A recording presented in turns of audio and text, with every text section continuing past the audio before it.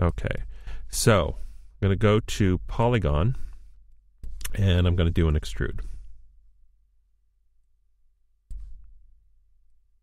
And just like with the legs, we're just going to keep extruding, and then go into here, scale, and I want to line this up too, so I'm going to go ahead and scale it this way and move it. And just again, you're just basically positioning this and trying to get some detail to work.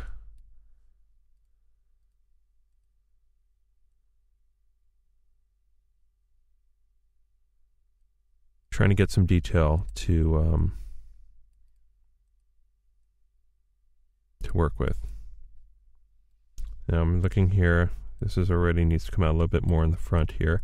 Now, as I work my way up, I also need to pay attention to some of these things here. Now, this is probably too far up for this crease here to come up. So I'm going to go ahead and take these two, and I'm going to move them out. So that way I've got, that should be enough. Yeah, that should be just about enough to get a good crease. And even here with these, I'm going to go ahead and start moving these apart.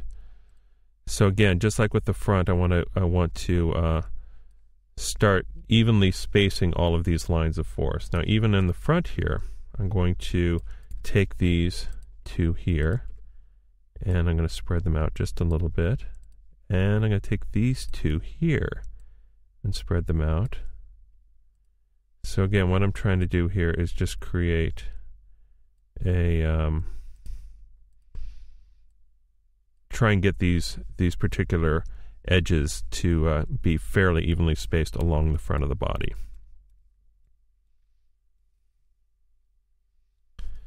Okay, so let's go ahead and keep extruding here now that we've got that taken care of. Okay, again, I'm looking at it from my front viewport. Extrude again. Scale here, move.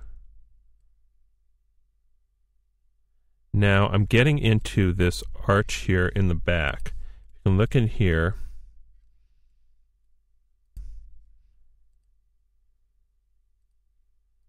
So if you look at this, I've got this arch here, and I want to make sure I get that, so I'm going to go and hide. So I just want to make sure I've got that taken care of. So now this is also kind of a joint, almost like the knee. It's where the back bends the most. So what we're going to have to do here is we're going to actually have to rotate this edge here as we sweep it up. So let's pay attention to that as we're working. I'll look at this from the back here. Okay, and again, I'm trying to get these fairly evenly spaced.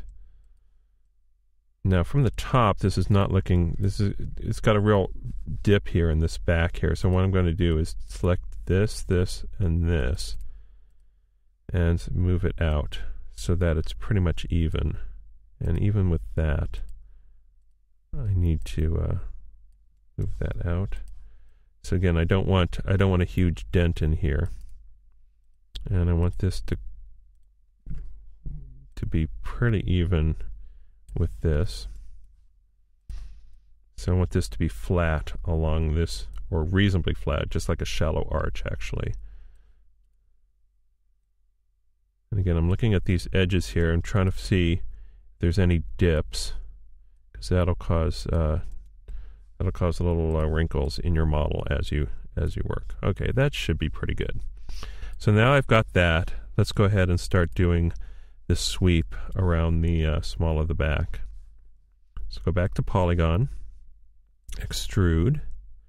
Now this time I'm going to rotate it. So rotate it back just a little bit, and then move it. I may have to scale it. But again, you're trying to get this, trying to get that curve in the back. Now I also probably need to scale it from the front just a little bit.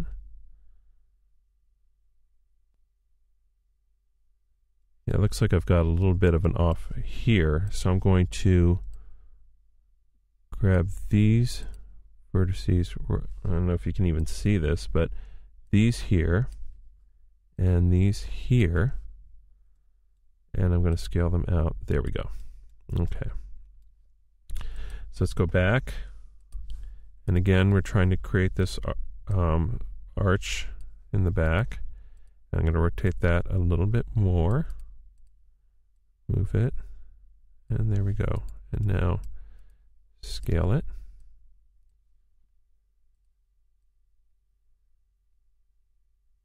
And that's looking pretty good.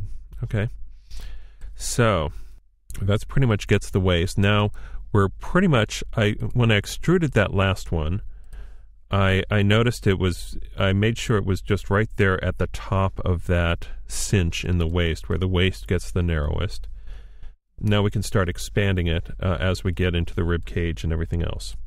So let's go ahead and do that. So again, we're just extruding and scaling. Now, some people will want to use bevel, but I don't really like bevel because bevel does all the faces evenly, and I never really find that in this particular instance that we scale evenly. Now, in this particular case, we're scaling along this axis, but not this one, and so on and so forth. So I prefer to use scale rather than bevel. I've seen some people actually do it with bevel, but it's you don't have nearly as much control. So now we're coming up here to the underside of the chest. So let's go ahead and get to that point here. Right there. Now, as we start, we're not going to do the breasts right now. So what I need to do here from the side view is actually just kind of trace an imaginary line of where this torso would go without this additional bump here. So I'm really going to focus on the back and then try and trace an imaginary line here, and we're going to go ahead and put in the breasts a little bit later. So let's keep extruding here. I want one that's probably about halfway up the breasts here. And again, scaling.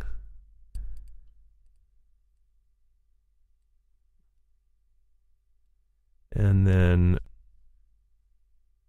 let's do it again. And this one stops right under the underarms, this next one. And again, I'm going to scale it.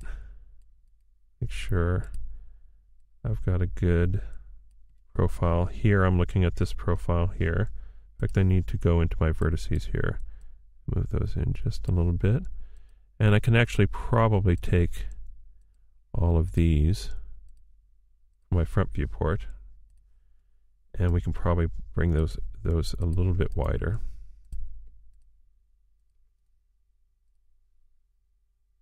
That's not exactly, I've got another vertex in there.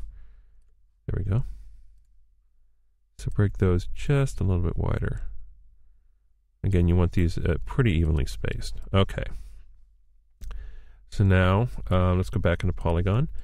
And for the arms, you want one right along the middle of the arms and then one at the shoulder. So one right about there. And one right about at the shoulder. Now, at this point, it's going to start moving inward. In fact, I'm going to undo this here because we've got, it's going to start sloping up to create the neck. Now, we're not really doing the shoulders here. We're going to do the shoulders a little bit later. So don't worry too much about the shoulders. Really what you want to do is look at this front to back profile here where I'm working. And then here you can probably taper it in just a little bit so that it pretty much meets here at the collarbone, which is really what you're looking at. And then all we have to do is worry a little bit about the neck, but we'll get the rest of the neck when we do the head, which will be in our next lesson. next big lesson. Okay, and then probably should scale that down just a little bit because it's a little flat. And there we go. Okay, so this is basically our torso. Now, I'm going to go ahead and hide these. And let's go ahead and turn see-through off so we can actually see what we've got here. Okay. So let's go ahead and do a little bit of tweaking here. It looks like she's got a pretty flat rear end here. So let's go ahead and tweak that a little bit. Now, if I want, I can turn that on. And now we're going to probably go through this. There we go. That's a little bit better.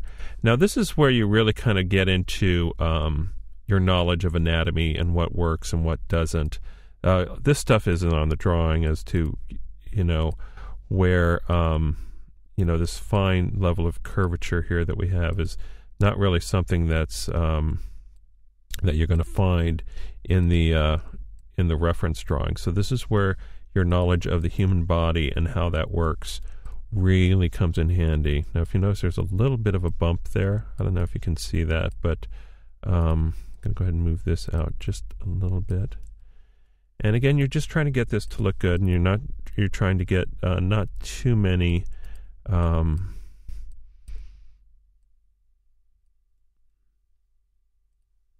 even parameterization and fairly well. And I think this is pretty good. So we can stop at this point and then move on to the next part.